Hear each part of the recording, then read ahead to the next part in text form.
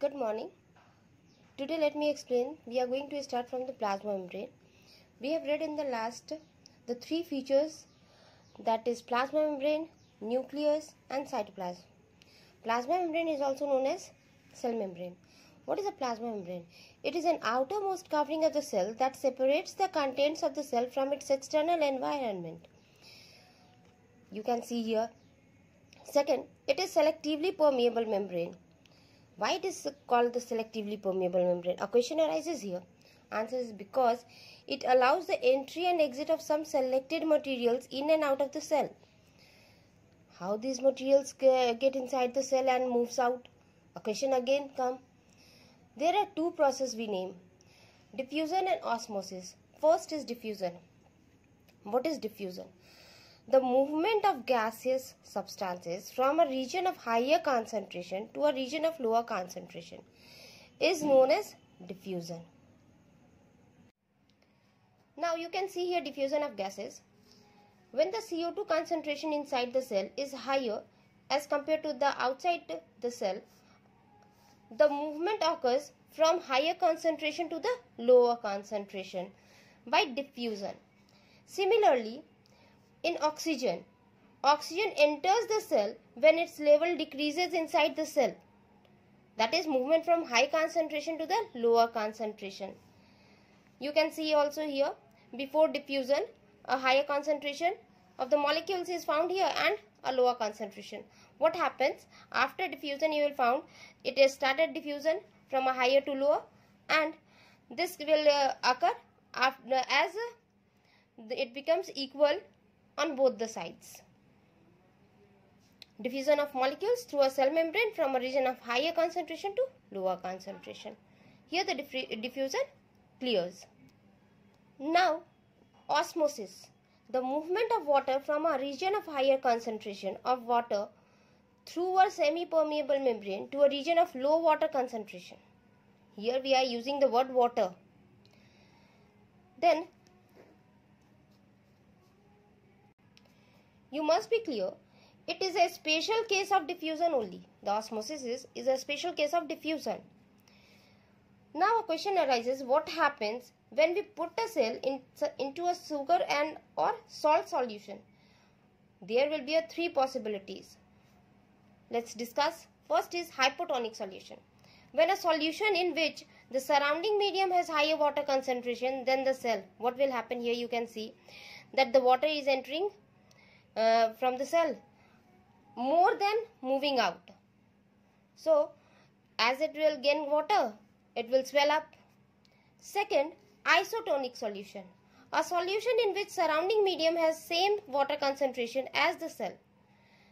The water is entering also and moving out also in equal concentration, in equal amount. So no net movement will be found here of water. Now third, hypertonic solution. A solution in which the medium has lower concentration of water than the cell. What will happen? The water will move out more than it is getting inside. You can see here. Cell will lose water through osmosis. These three conditions arises.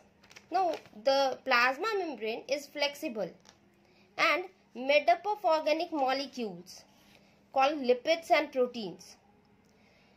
And the flexibility of the cell membrane enables the cell to engulf food from the external environment through a process called as endocytosis. Example, amoeba acquires its food through endocytosis. You can see here. Now cell wall. It is found in plant cell only. It is the outermost covering in addition to plasma membrane. You can see here a plasma membrane. After that a cell wall is found here. Only in the plant cell. It is mainly composed of cellulose, a complex structure. It provides external structural strength to plants. And when a living plant cell loses water through osmosis, there is a shrinkage or contraction of the internal contents of the cell, and such phenomenon is called plasmolysis. Nucleus. You can see the diagram showing nucleus with its internal structure. Nucleus. You can see the diagram.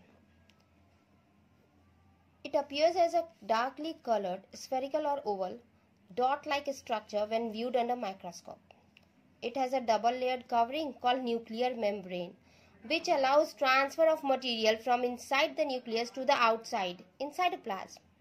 Nucleus contains chromosomes, which are visible as rod-shaped structure only when the cell is about to divide. Chromosomes are composed of DNA, deoxyribonucleic acid, and protein, and the functional segment of the DNA are called genes. Nucleus plays a central role in cellular reproduction, the process by which a single cell divides and forms two new cells. Prokaryotes. Organisms whose cells lack a nuclear membrane are prokaryotes. In such organisms, an undefined nuclear region contains only nucleic acids and is called a nucleoid. An organism with cells having a nuclear membrane are eukaryotes. Here you can see the difference, that it lacks the nuclear membrane and it has the nuclear membrane. Cytoplasm. The cytoplasm is a fluid contained inside the plasma membrane. It contains many specialized cell organelles which performs a specific function for the cell. Membrane-bound cell organelles are absent in prokaryotes, whereas in eukaryotes, membrane-bound organelles are present in the cytoplasm. Here are the questions for practice. Do it. Thank you.